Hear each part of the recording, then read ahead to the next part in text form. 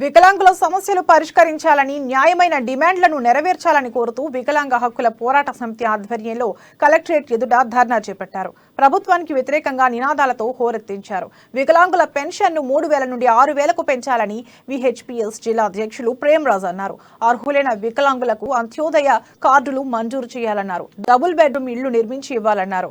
Backlog పోస్టులను వెంటనే భర్తీ చేయాలన్నారు. జీవో నెంబర్ 17ను వెంటనే ఉపసంహరించుకోవాలన్నారు. పాలనాధికారి జీవో నంబర్ 17 వెంటనే జీవో నంబర్ 17 వెంటనే రద్దు చేయాలి. ఐక్యత వర్ధిల్లాలి. గౌరవ పెన్షన్ వెంటనే 6,000 రూపాయల పెన్షన్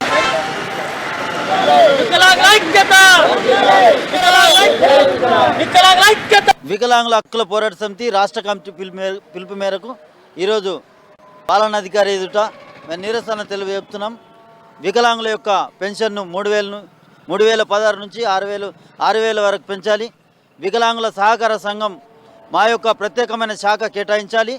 వికలాంగులకు డబుల్ బెడ్రూమ్ అయితేమి దళిత బంధు మాదిరిగా వికలాంగ బంధు ప్రకటించాలి. మరియు బ్యాక్లాగ్ పోస్టులు భర్తీ చేయాలి. మరియు వికలాంగుల 17 నంబర్ జీవోతోని రాష్ట్రంలో వికలాంగులకు అందరికీ పెన్షన్ తొలగిస్తున్నారు. ఆ యొక్క 17 నంబర్ జీవోను ప్రభుత్వం ఉపసంహరించుకోవాలి.